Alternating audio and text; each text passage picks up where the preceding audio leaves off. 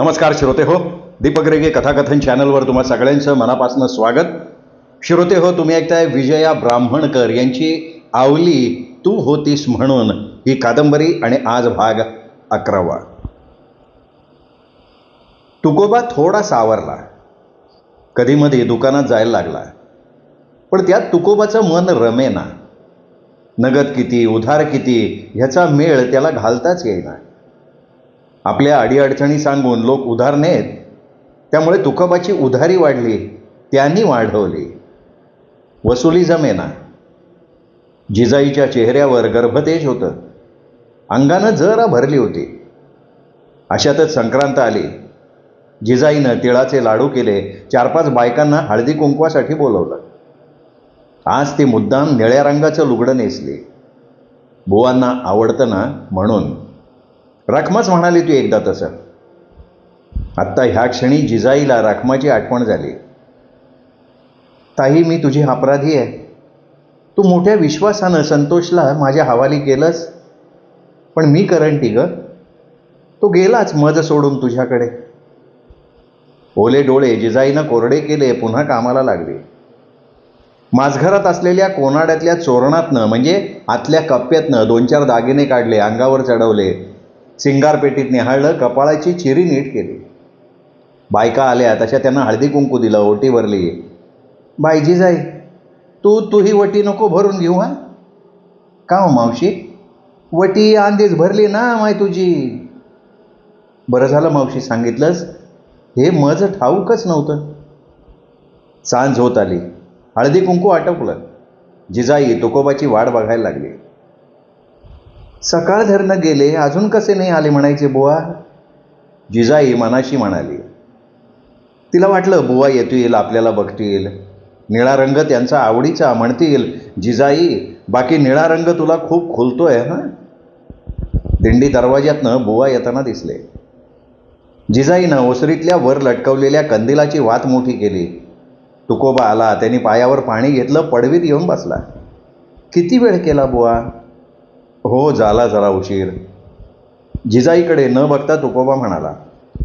बुवा, पाणी घ्या. हातातलं पाण्याचं भांडं तुकोबाला देत जिजाई म्हणाली. तुकोबानं खालच्या मानेनं पाण्याचं भांडं हातात घेतलं, घटाघटा पाणी प्यायला.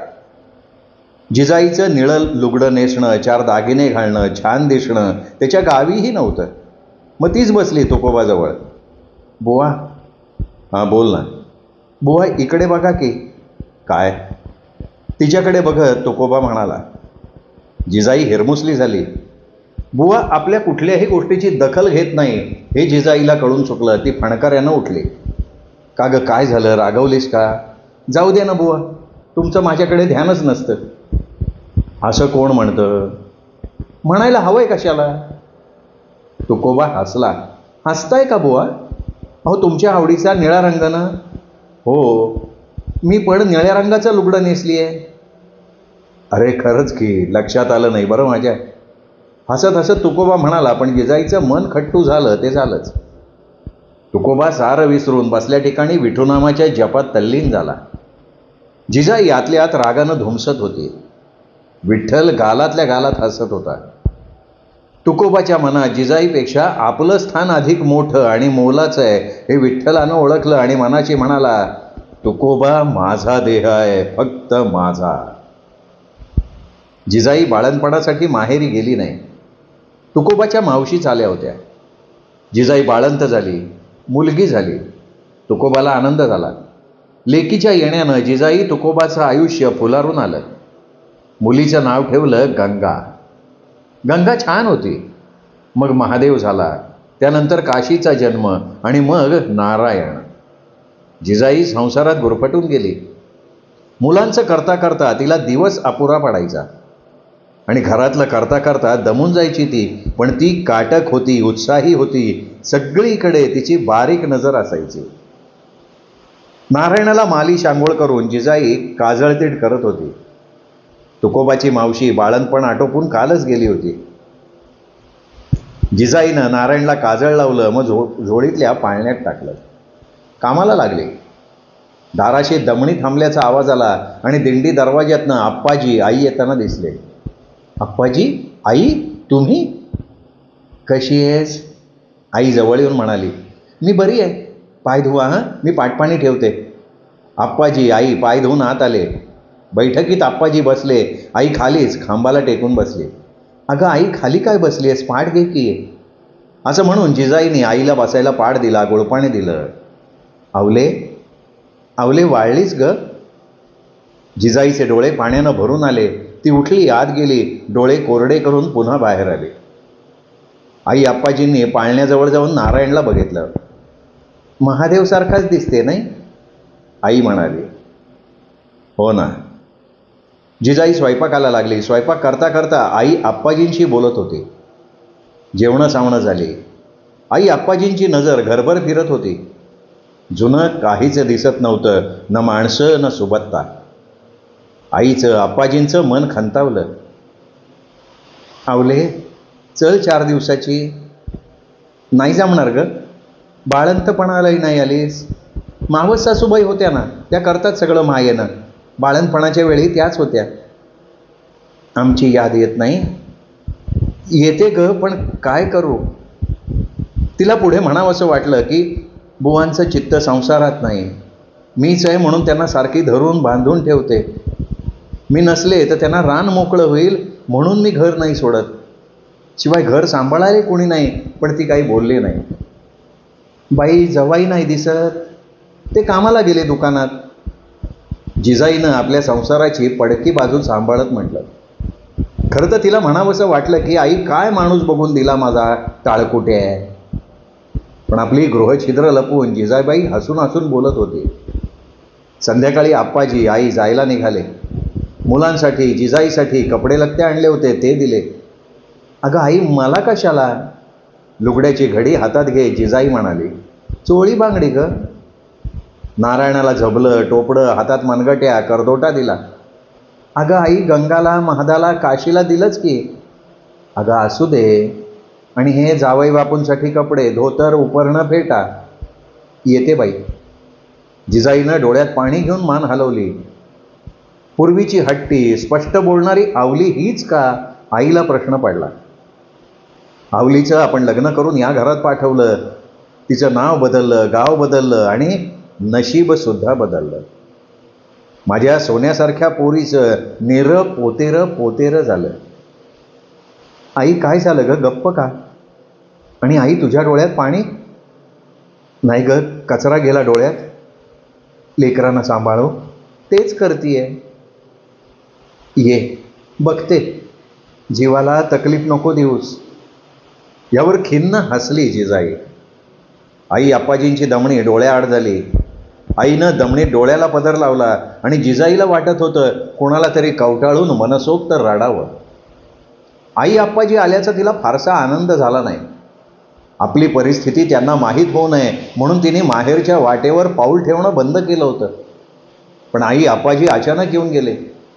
आपल्या संसाराचं झालेलं वाटोळं तिला माहेरच्यांना दिसू द्यायचं नव्हतं, पण ते दिसलं होतं. आपली लेक किती सुखात आहे हे त्यांनी बघितलं होतं. लेकीच्या घरची सुबत्ता त्यांनी बघितली होती आणि आत्ता घराची धुळधाण झालेली सुद्धा. जिजाई मटकन घडीवर बसली. तिला हुंदका फुटला. आप्पाजी, आई, मला माझ्या भोगवट्यात तुम्हाला सामील करून घ्यायचं नव्हतं, खरंच नव्हतं, म्हणून मी तिकडे येणं सोडलं. आप्पाजी, लेक आईबापाचा मान असतो, सन्मान असतो, अभिमान असतो. पाहिलंत ना तुमच्या सन्मानाची, मानाची आणि अभिमानाची दुर्दशा. आप्पाजी, तरीही माझी तक्रार नाही बरं, अजिबात नाही. मी एकटी सांभाळीन सगळं. आणि मग कितीतरी वेळ जिजाई एकटीच एका ठिकाणी बसून राहिली. वारंवार डोळ्यात येणारं पाणी पुसत राहिली. आज विठ्ठलसुद्धा उदास झालेला होता. यावर्षी रोहिणी बरसल्या नाहीत. मृग कोरडा गेला. पेरण्या वाया गेल्या. शेतकरी आशेनं डोळे वर लावून बसला. पण पाण्यानं डोळे वटारले. गरिबांचे हाल होते. त्यांना खायला काही नाही अशी परिस्थिती. मोठे लोक, सावकार शेठ, कोठ्या कणग्यांना कुलूप लावून बसले. अख्ख्या पंचक्रोशीत दुष्काळ पसरला. गरिबांची स्थिती तुकोबाला पाहावेना. एक दिवस तुकोबांच्या मागून गावातले गरीब लोक घरी आले. एका रांगेत उभे राहिले. बुवा, हे कशा पायी आलेत? जिजाई सांगतो सारं. असं म्हणून तुकोबाने डाल्यानं धान्य कणगीतनं काढलं आणि गरिबांना वाटायला लागले. बुवा होय, हे काय करताय? दिसतंय ना. पण बुवा, आपलं धान्य? सारं त्याचं आहे जिजाई. आपलं काय आहे? सारं त्याचंच. लोक डाळ धान्य घेऊन जात होते, तुकोबाच्या पाया पडत होते, आशीर्वाद देत होते. आणि एका खांबाला टेकून जिजाई आपल्या अवलिया बुवाकडे हताश होऊन बघत होते. लोक गेले तसे तुकोबा हात झटकत जिजाईपाशी आला. जिजाई, इतकं छान वाटतंय म्हणून सांगूच नका. सारं तुमच्या चेहऱ्यावर दिसतंय. पण काय केलं बुवा हे तुम्ही? मी काहीच केलं नाही. करता करविता तो आहे. तोच बुद्धी देतो सर्वांना. मग तुम्हाला तो अशी बुद्धी का देतो? काय वाईट वागलो ग मी? पण चांगलं तरी कसं म्हणू बुवा?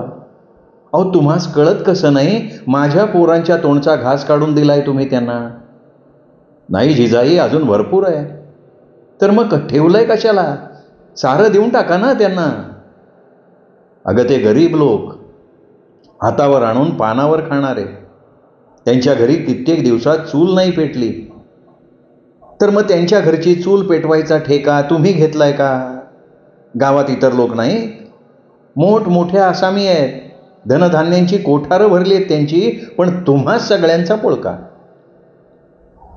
जिजाई, आपल्या गावातल्या मोठमोठ्या आसामींची कोठारं धनधान्यानं भरली असली तरी त्यांच्या मनाची कोठारं रिकामी ठणठणीत आहेत. पण तुमच्या मनाची भरली आहेत ना. एक दिवस न बुवा तुम्ही मला आणि माझ्या पोरांना भिकेस लावाल, खरंच लावाल. जिजाई, शुभ बोलावं. वास्तुदेवता तथास्तु म्हणते. वास्तुदेवतेनं कशाला म्हणायला हवं? तुमची करणीच सांगतेय ना. आणि आपल्या घरी काही नसलं की उसनवारी करायची, कर्ज काढायचं. फार वेळा नाही हं जिजाई. यंदाच सगळं कर्ज फेटलं असतं, पण दुष्काळ केवढा पडलाय. लोकांना खायला अन्न नाही, प्यायला पाणी नाही. सगळ्या विहिरी कोरड्या पडल्या. इंद्रायणी रोडावली, पण पुरवते कशी बशी पाणी. आणि अशा वेळी माणूसच माणसाच्या मदतीला जातो. मला सांग जिजाई, आपल्या अवतीभोवतीचे लोक उपाशी पोटी असताना आपल्याला घास गिळवेल का? गरिबांची सेवा देवापर्यंत पोचते बघ. कोणता देव? विठोबा. बुवा, जिजाई रागानं म्हणाली. बरं राहिलं त्याचं नाव नाही घेत. पण जिजाई, विठ्ठल नामाची शक्ती मोठी बरं का. तोच साऱ्यांना तारून नेतो. तर मग त्यांनी दुष्काळ का पाडला? पाणी पाडणं म्हणाव त्याला. सांगा तुमच्या त्या देवाला माझा निरोप. स्वतःला मोठा भगवान समजतो. मेल्याजवळ साऱ्याच गोष्टींची वानवा आहे. ना रंग ना रूप, तरी कसं वेड लावतो काय माहिती. एवढा मोठा देव आहे तर त्याला लोकांची कदर नाही. दुष्काळ पाडलाय. तुमच्या डोळ्यांना दिसतं ते त्याला का नाही दिसत? झापड बांधली की काय डोळ्यावर त्यांनी? हे बघ जिजाई, देव माणसात असतो. चांगल्या माणसाच्या रूपानं देव भूमीवर वावरतो. बुवा, ह्या गोष्टीनं तुम्ही कथा कीर्तनात सांगा, मज नाही, कळलं? असं म्हणून जिजाई फणकाऱ्यानं उठली. तुकोबा मग खाली सांगलेले जोंधळ्याचे दाणे, डाळदाणे वेचू लागला. त्याला प्रत्येक दाण्यात विठ्ठल दिसत होता. आणि तुकोबा म्हणाला, काय हे विठुराया, तू अवघ्या चराचरात भरून उरलास आणि ह्याचा प्रत्यंतर वारंवार देतोस बघ. दुष्काळाचं सावट अवघ्या राज्यावर पसरलं. गरीब जनता हवालदिल झाले. गरीबच काय, मोठ्यांचेही पाण्याअभावी हाल होते. जमवलेलं डाळधान्य किती दिवस पुरणार? मुलांना दूध मिळेना. पाण्याअभावी आणि साऱ्याअभावी ढोरं दावणीलाच मरायला लागली. जिजाईची विठी तशाही परिस्थितीत गोठ्यात अमृत उभी असायची. जिजाईनं लेकराला माया देण्यात कसूर केली नाही आणि तिच्या विठीनं पोराबाळांना दूध कमी पडू दिलं नाही. आज जिजाईनं जोंधळे जात्यावर भरडले. त्यातलेही मडकं भरून उतरंडीला लावून ठेवले. कोठ्या कणग्या बुवानं रिकाम्या केल्या होत्या. उतरंड तेवढी भरलेली. ही उतरंड किती दिवस पुरेल हाही प्रश्न होताच. जिजाई काळवंडली. एकदा गंगा म्हणाली सुद्धा, आई अगं किती वाळली आहेस आणि काळीही पडली आहेस. त्या काळ्यापेक्षा तर गोरीच आहे की. अगं आता त्याचा काय संबंध आहे? तू लहान आहेस, कळायचं नाही तुला. सारं कसं धुवून काढलंय त्याने. कुठल्या जन्मीचं वैर साधतो ठाऊक नाही. आई तू ना कुठला संबंध कुठे जोडतेस ग? मी तशीच आहे, मज काही कळत नाही. तू हुशार आहेस तुझ्या बाबासारखी. तुझे बाबा त्याच्या पायी वेडे झाले आणि तुझ्या बाबा पायी सगळा गाव. दुष्काळ पडलाय, काम धंदा नाही. बाया माणसं बसतात ह्याच्या मोर विठ्ठल विठ्ठल करत, आणि त्यानी तर कानात बोळे घातलेत, डोळ्यावर झापड. लोकांची दुःख त्यास दिसतील कशी आणि त्यांचा टाहो कानात घुसेल कसा? तू ना आई सदान कदा वडाची साल पिंपळाला चिकटवतेस. हो ग बाई, मी आहे अशीच, तशीच आहे मी. आणि माझं बोलणं दिसतं, माझी वणवण नाही दिसत. दिसते का आई? अगं तू आहेस म्हणून सारं निभावतेस, पण बोलू नकोस ना. बाबांना बोल लावतेस ते ठीक, पण त्या विठ्ठलानं काय केलंय? काय केलंय? अगं तोच तर कळीचा नारद आहे. हे बघ आई, तू शांत हो. आई तुझा त्रास मला कळतोय ग, तुझं मन मला कळतंय. पण तू एकटी नाहीस, आम्ही आहोत ना तुझ्या बरोबर. किती शहाण्यासारखं बोलते ग माझी बया. गंगाच्या पाठीवरनं हात फिरवत जिजाई म्हणाली. तिची सकाळची कामं आटोपली, तिने गाईचं दूध काढलं, मुलांना दूध दिलं, पुन्हा कामाला लागली. बाहेर येऊन बघते तर गंगा, म्हाद्या, काशी यांना समोर बसवून तुकोबा गोष्ट सांगत होता. कधी रामाची, कधी कृष्णाची. आज मात्र तुकोबानं पुंडलिकाची गोष्ट सांगायला सुरुवात केली. तर बरं का मुलांनो, पुंडलिक मातृपितृ भक्त होता. एकदा तो आपल्या माता पित्याचे पाय चेपत होता तर विठ्ठल तिथे आला. विठ्ठल मंदिरातला? गंगानं आश्चर्यानं विचारलं. गंगा छान दिसत होती. तिच्या हनवटीवर दिठोणा म्हणजे तीळ मोठा गोड दिसत होता. हो, मंदिरातला. पण बाबा तो देव आहे ना? महाद्यानं विचारलं. हो, पण पुंडलिक विठ्ठलाचाही भक्त होता आणि आपल्या भक्ताला दर्शन देण्यासाठी विठ्ठल त्याच्या घरी आला. बाबा तुम्हीही विठ्ठलाचे भक्त आहात ना? हो, विठ्ठल माझा सखा आहे, माझा बंधू आहे तो. मग पुंडलिकाच्या घरी विठ्ठल गेला तसा तो आपल्याकडे येईल? नाही रे बाळा, मी फार लहान आहे, माझी भक्ती छोटी आहे. पुंडलिक मोठा माणूस होता. अध्यात्मात त्याचा अधिकार मोठा, म्हणून तर साक्षात विठ्ठल त्याच्या भेटीला आला. आपल्या दारात आपल्या भेटीसाठी साक्षात परब्रह्म आलेला बघून सुद्धा पुंडलिक उठला नाही. आईवडिलांचे पाय चेपत राहिला तो. आपल्या आईवडिलांच्या सेवेत त्यांनी खंड पडू दिला नाही. त्याच्या छोट्याशा घरात बसायलाही जागा नव्हती. पुंडलिकाच्या बाजूला एक वीट होती, ती पुंडलिकानं उचलली आणि फेकली विठ्ठलाकडे. वीट कशाला फेकली? उभं राहण्यासाठी. आणि बरं का मुलांनो, तेव्हापासून विठोबा विटेवरच उभा आहे. विटेवर उभा, कटीवरी हात, कानडीचा पंढरीनाथ. म्हणा विठ्ठल विठ्ठल विठ्ठल विठ्ठल विठ्ठल. मुलंही तसंच म्हणायला लागली, विठ्ठल विठ्ठल विठ्ठल. बुवा, जिजाई कर्कशपणे म्हणाली. तुकोबा मुलांसह विठ्ठल नामात दंग होता. बुवा, अतिशय चिडून जिजाई म्हणाली. तुकोबानं डोळे उघडून बघितलं. जिजाई काय झालं? डोंबल माझं. अगं अशी रागानं काय बघतीयेस? तर काय करू, तुम्हास कामधंदा नाही का? अगं दुकानात नाही का जायचं तुम्हास? जाणारच होतो. कधी? सांगा ना, कधी? दुपारी? गावात इतर दुकानं उघडली की समजेल मग. धंदा कसा बसला ना तेही कळायचं नाही. तसं काही होणार नाही जिजाई, आणि मी थांबलो ते तू कामात होतीस म्हणून. लेकरांना खेळवत होतो. तूही थकतेसच ना ग काम करून. बुवा माझी काळजी नका करू, आपल्या कुटुंबाची काळजी करा. पोरांची, त्यांच्या पोटापाण्याची काळजी करा. अगं माझ्या काळजीनं काय होतंय? पांडुरंग आहे ना काळजी करायला. नाव नका घेऊ त्याचं. का? त्यांनी काय घोडं मारलंय? त्यांनी तुम्हाला नादी लावलं बुवा. जेव्हा तेव्हा विठ्ठल विठ्ठल विठ्ठल.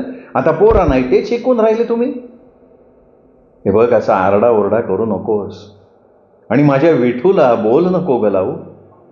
खरं बोलले की मी आरडाओरडा करते म्हणता, पण तुम्हाला काही फिकीर?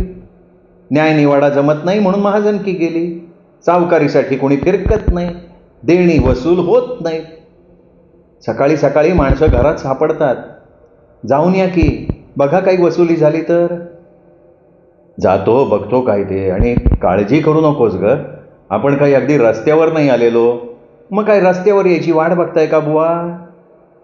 तसं नाही ग, पण तो पाठीशी असल्यावर कोण? तो काळ्या?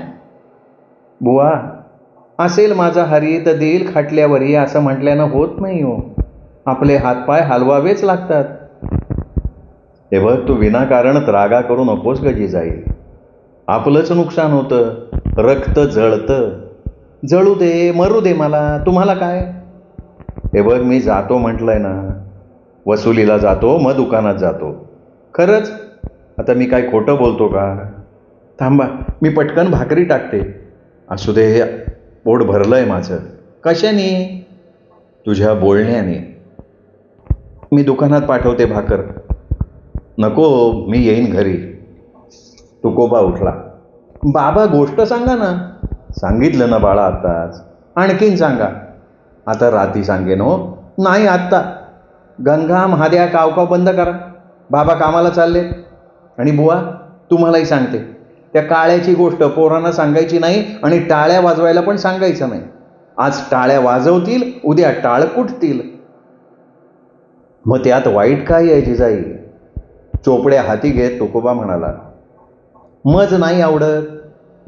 माणसानं कसं माणसासारखं राहावं, कामं करावी.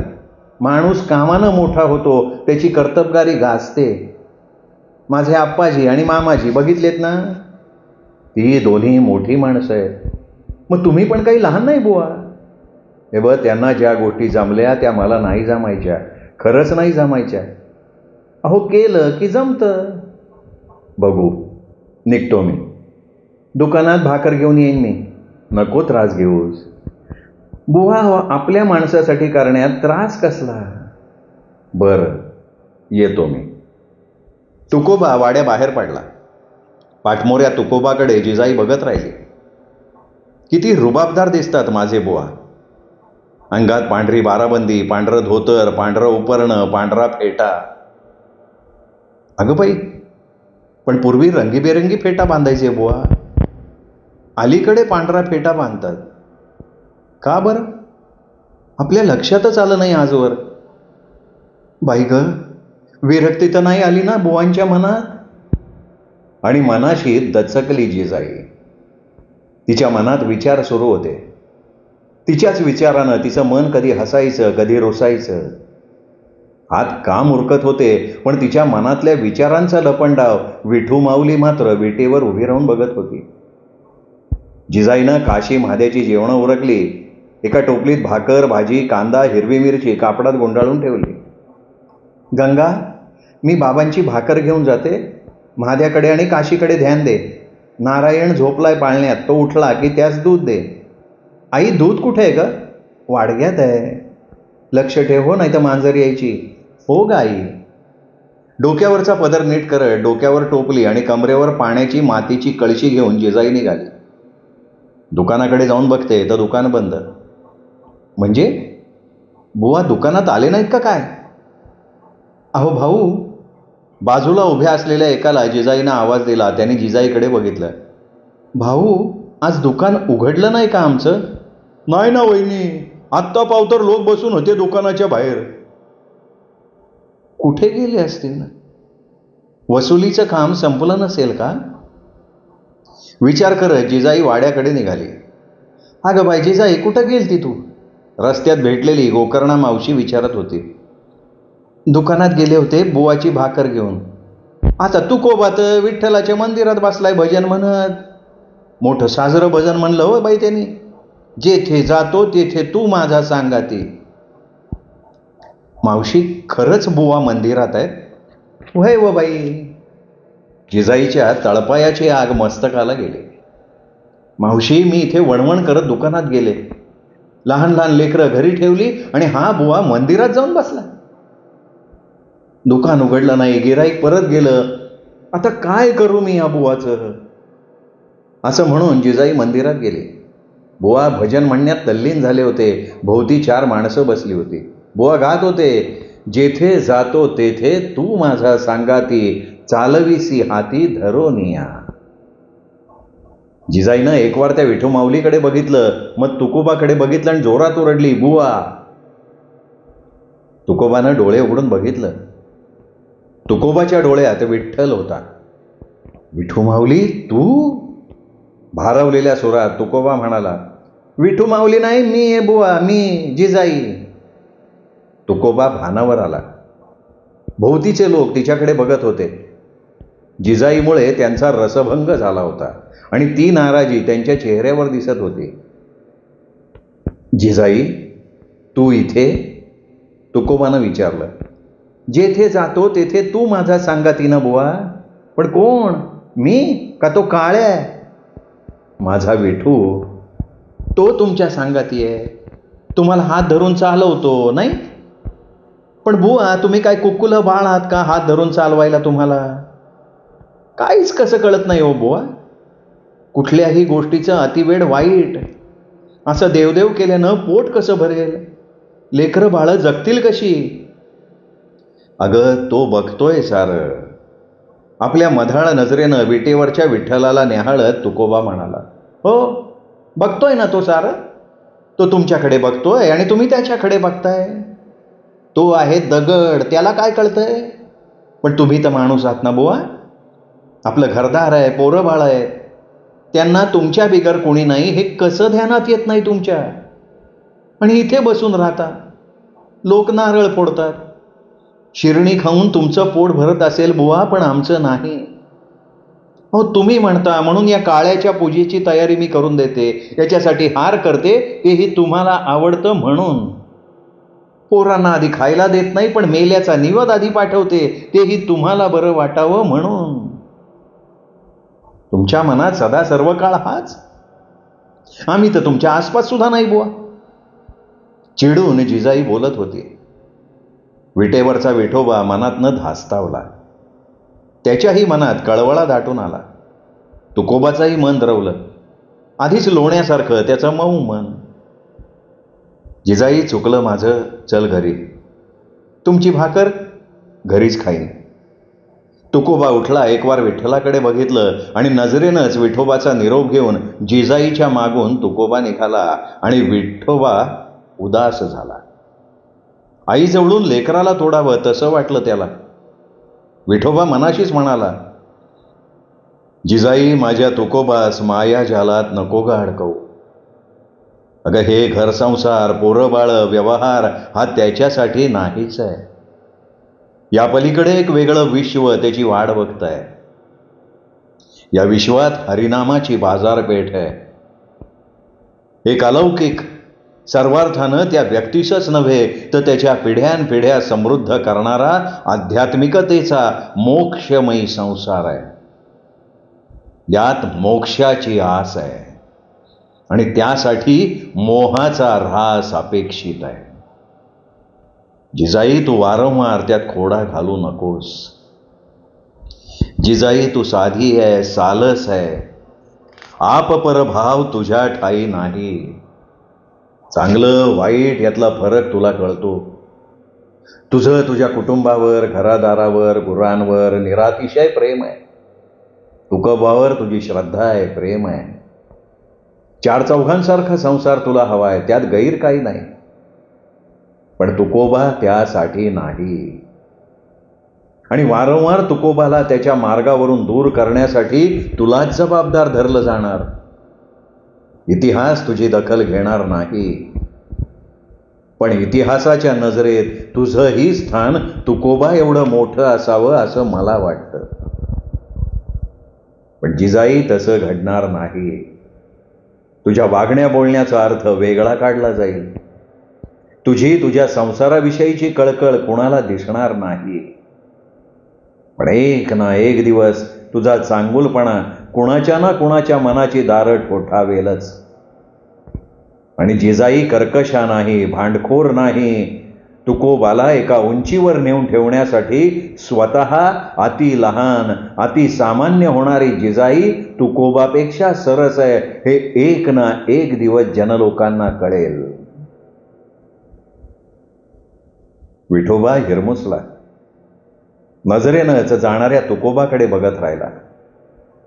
तुकोबांनी परत एकदा विठूच्या मंदिराकडे वळून बघितलं. कन्या सासुराशी जाये मागे परतुनी पाहे अशी अवस्था झाली होती तुकोबाची. जिजाई मागून तुकोबा वाड्यावर परतला. महादा कपड्यांचा खेळ करत होता. गंगा नारायणला कडेवर घेऊन फिरवत होती. गंगा, त्रास दिला का ग नारायणनं? जिजाईनं विचारलं. रडला थोडा, दूध दिलं मग. दे माझ्याकडे. ये मग. काय झालं माझ्या सोन्याला? आई सोडून गेली? दिसली नव्हती आई? आता रडायचं नाही हो, आई आली ना. असं म्हणून जिजाई नारायणला लाडवत राहिली. त्याचा तिने मुका घेतला. तुकोबा सारं बघत होता. आपल्यासाठी जिजाई वणवण करते, लहान लहान मुलं घरी ठेवते, आपल्यामुळे सगळ्यांना त्रास होतो. चुकलंच आपलं. बुवा, बुवा हातपाय धुवा, मी ताट घेते. गंगा, घे पकड बरं नारायणला. असू दे जिजाई, घेतो मी. अहो असं कसं बुवा, मी वाढते की. तुकोबा हातपाय धुवून बसला. जिजाईनं ताट केलं. जिजाई, तू जेवलीस? हातातला घास तोंडाजवळ नेऊन तुकोबांना विचारलं. नाही, तुमचं होऊ द्या, मग जेवते. नाही नाही, तूही बैस. अगं किती दगदग होतीये तुला, कळतंय की मला. घे ताट, बैस. बुवाच्या आपुलकीच्या बोलण्यानं जिजाईचं काळी सुपा एवढं झालं. बुवा, आधी तुमचं होऊ द्या सावकाशीनं, मी घेईन मग. तुकोबा हात बांधून बसून राहिला. बुवा, स्वयंपाक नीट नाही झाला का? मी अजून चवच नाही पाहिली. अहो मग घ्या की. तू बस जेवायला. काहीतरीच बुवा तुमचं. पोरा नाही बोलव. गंगा, महाद्या, काशी, यारे जेवायला. आई भूक नाही, मुलं म्हणाली. गंगा नारायणला खेळवत होती. महाद्यानं लहान मुलांचे कपडे पुढ्यात घेऊन ओसरीत कपड्यांचं दुकान लावलं होतं. गंगा काशीला घेऊन महाद्याच्या दुकानात गेली. महाद्या दुकानदार आणि गंगा गिराईक. गंगाचं दुकानात कपड्याचं भाव करणं चालू होतं. तुकोबा जिजाई दुरून त्यांचा खेळ बघत होते. नियतीनं एक एक माणूस या घरापासनं हिसकावून घेतला. त्याच नियतीनं तुकोबा जिजाईचं घर पुन्हा माणसांनी भरून काढलं. झाडाची पानगळती थांबून झाडाला नवीन पालवी फुटावी ना, तसं झालं होतं. तुकोबाचं आणि जिजाईचं जेवण सुरू होतं. जिजाईच्या मनात आलं की सुख याकरता वेगळं काय असतं. हात धुवून तुकोबा मुलांजवळ येऊन बसला. मागचं आवरून जिजाई सुद्धा ओसरीत घडीवर खाली पाय सोडून बसली. तुकोबा लहान मुलांचे कपडे खालीवर करून बघत होता. झबलं हातात घेऊन म्हणाला, जिजाई बघितलं हे झबलं किती छोटं आहे. ते झबलं बघता जिजाईच्या मनात संतोबाच्या आठवणी जाग्या झाल्या. डोळ्यात पाणीच उभं राहिलं. काय झालं जिजाई? काही नाही बुवा, संतोबा आठवलं. हे झबलं त्याचं. त्याच्यानंतर गंगा, महाद्या, काशीनं घातलं आणि आता नारायण. संतोबाची आठवण तुकोबालाही व्याकुळ करून गेली. डोळे पुसत आणि हातातलं झबलं वर धरून तुकोबा म्हणाला, जिजाई, ह्या एवढ्याशा कपड्यात माणूस मावतो? नाही बुवा, नाही. माणूस नाही मावत, माणसाचं बालपण मात्र मावतं. श्रोते हो, हा होता भाग 11वा. 12वा भाग उद्या. तोपर्यंत विठ्ठल विठ्ठल विठ्ठल विठ्ठल विठ्ठल विठ्ठल विठ्ठल विठ्ठल.